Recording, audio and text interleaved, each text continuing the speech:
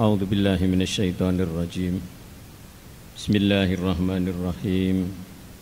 Alhamdulillahi rabbil alamin.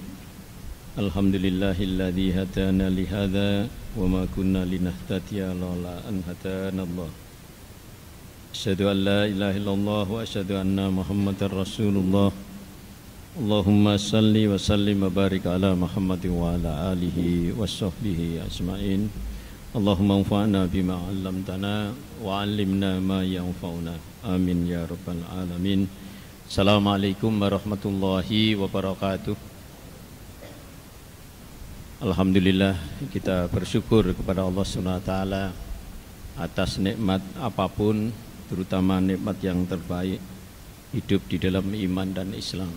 Oleh karena itu kita jaga iman Islam kita sebaik-baiknya. Setiap hari kita sholat 5 waktu, dan di masjid kita ini ba'da zuhur ada kajian ini dalam rangka menjaga iman Islam kita. Jemaah sekalian, kita masih melanjutkan tauhid, penjelasan tentang tauhid asma wa sifat. Pada Rabu yang lalu kita sudah jelaskan Allah itu as-sami, yaitu maha mendengar. Kita lanjutkan hari ini Al-Basir, Allah maha melihat.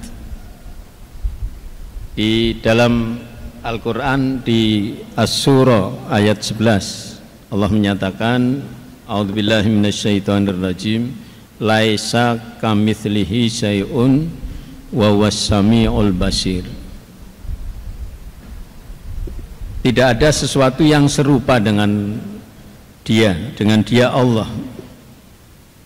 Wa huwas samiul basir, dia Allah itu maha mendengar, maha melihat. Ada sami'un, ada basirun. Jemaah sekalian, ditegaskan di ayat itu tidak ada yang sama dengan Allah.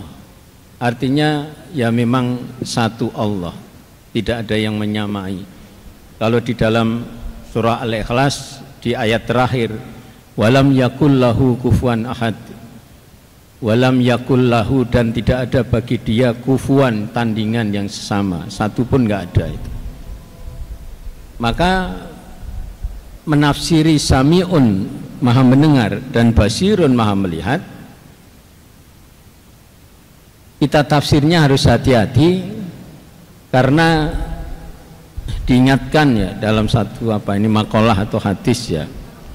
Jadi tafakkaru fi khalqillah wala tafakkaru fi dzatillah. Berpikirlah tentang ciptaan Allah, jangan memikirkan zatnya Allah. Termasuk sami'un, maha mendengar, basirun, maha melihat. Manusia itu bisa mendengar, bisa melihat. Manusia punya telinga, punya mata. Hewan juga punya mata untuk melihat misalnya. Maka jangan sampai kemudian kita berpikir kalau Allah maha melihat berarti Allah punya mata. Terus mata Allah itu seperti apa besarnya kan gitu. Berapa jumlahnya? Kalau manusia 2. Kalau Allah berapa dan sebagainya. Bentuknya kayak apa? Sebesar apa dan sebagainya dan sebagainya. Nah, ini tidak dianjurkan berpikir zatnya Allah karena dimensinya berbeda. Allah itu al-ghaib, yang tidak bisa ditangkap oleh indera manusia, sehingga sesuatu yang tidak bisa ditangkap indera manusia nggak usah dimasukkan ke pikiran, nggak usah dipikirkan, dimasukkan kita di dalam dada kita, hati kita, kita yakini Allah itu maha mendengar, maha melihat. Allah maha melihat bermakna satu, basirun, Allah maha melihat. Yang pertama, Allah melihat segalanya, melihat yang gaib, yang nyata, melihat yang lalu, yang sekarang, melihat yang gelap, yang terang, atau setengah gelap, setengah terang.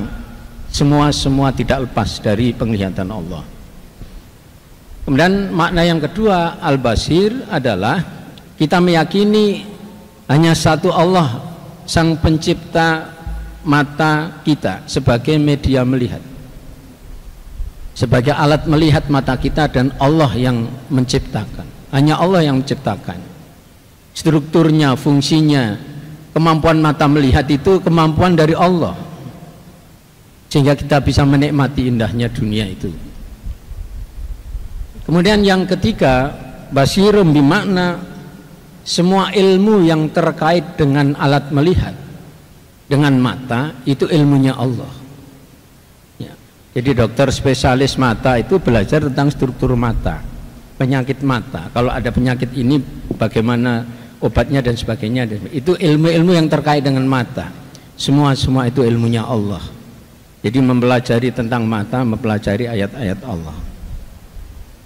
Jamaah sekalian, banyak ayat-ayat lain yang menegaskan, misalnya innallaha kana sami'an basira, sungguh Allah itu maha mendengar, maha melihat.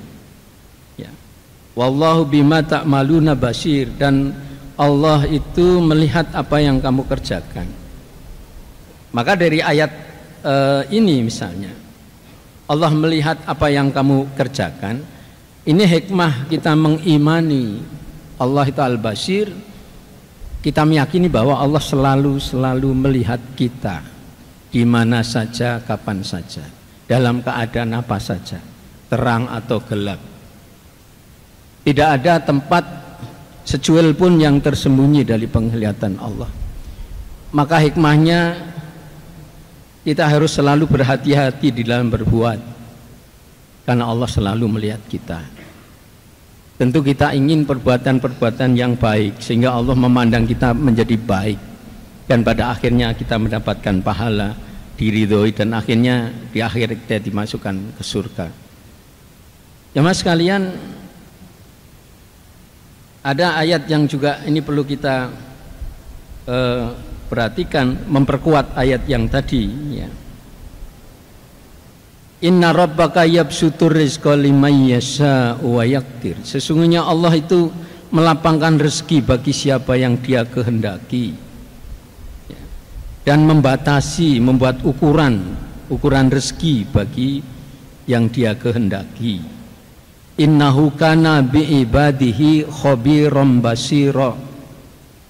Dan sungguh Dia maha mengetahui, maha melihat hamba-hambanya. Surah Al-Isra ayat 30 ini. Maka sekali lagi jamaah sekalian, apalagi juga ditegaskan di At-Taghabun ayat 2, huwallazi khalaqakum faminkum kafirun wa minkum mu'min. Allah menjadikan kamu ada yang kafir, ada yang iman. Wallahu bima ta'maluna basir, dan Allah itu mengetahui apa yang kamu lakukan. Maka sekali lagi ayat-ayat ini mendorong kita untuk kita meyakini, mengimani salah satu Asmaul Husna. Allah itu maha melihat, sehingga kita berhati-hati di dalam berbuat. Jamaah sekalian, walaupun orang lain tidak melihat perbuatan kita, tapi yakinlah Allah itu melihat kita. Ya, di dalam makna ihsan Rasul menyebutkan, ya, jadi anta budallahu ka'annaka tarahu wa illam yarahu fa innahu yaraka. Jadi ihsan itu kita ibadah pada Allah, ibadah mahdhah wairu mahdhah, ibadah malam atau siang, malam gelap atau siang terang, ya, itu ibaratnya kita melihat berhadapan dengan Allah, ya. Dan kalau kita tidak bisa melihat Allah, dan memang kita tidak bisa melihat Allah, yakinlah Allah itu melihat kita, baik itu sendiri maupun berdua, bertiga, maupun gelap maupun terang, Allah selalu melihat kita. Terakhir jemaah sekalian, di Quran itu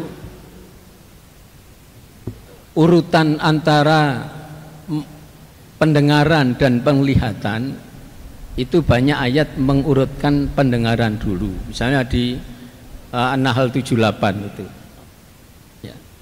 Wallahu akhrajakum min butuni ummahatikum la ta'lamuna syai'a. Allah yang mengeluarkan kamu dari perut ibumu dalam keadaan tidak tahu apa-apa. Wa ja'ala lakumus sam'a wal absar wal afidah la'alakum tashkurun. Allah menjadikan untuk kamu pendengaran, as-sam'a dulu, al-absar penglihatan, afidah itu akal budi, agar kamu bersyukur. Ini urutan dari telinga, mata, dan akal budi. Ini adalah urutan yang ditentukan Allah, sehingga manusia itu bisa belajar dengan urutan ini di dalam dia berkomunikasi dengan orang lain. Bayi lahir, anak kecil yang kerja adalah telinganya dulu, Maka anak-anak batita yang belum bisa membaca, itu telinganya yang kita latih dengan memperdekatkan Al-Quran. Kita suarakan Al-Quran secara keras sehingga masuk ke telinganya. Itu level as-sam'a. Belajar bahasa itu adalah melatih telinga untuk mendengar. Listening kalau bahasa Inggris. Pasangannya dengan speaking. Jadi listening, speaking kita latih. Setelah itu absor, level yang kedua, mata. Mata itu artinya melihat tulisan, artinya membaca. Baru berlatih dengan reading. Reading pasang aja dengan writing, itu satu paket. Ya. Baru kemudian afidah itu adalah akal analisis bahasa, kemudian nilai-nilai bahasa. Baru kita susulkan. Itulah urutan yang perlu kita latih sehingga kita belajar bahasa, termasuk kita mempelajari Quran, menghafalkan Quran adalah telinganya dulu yang kita latih, bukan membacanya dulu, tapi mendengarkannya dulu. Ya. Jadi telinganya dulu, matanya, baru kemudian akal budinya. Ya. Demikian jemaah sekalian yang bisa saya sampaikan. Semoga ini menambah kita untuk lebih yakin terus Allah itu maha mendengar, Allah itu maha melihat. Terima kasih. Subhanakallahumma wa bihamdika asyhadu an la ilaha illa anta astaghfiruka wa atubu ilaik. Assalamualaikum warahmatullahi wabarakatuh.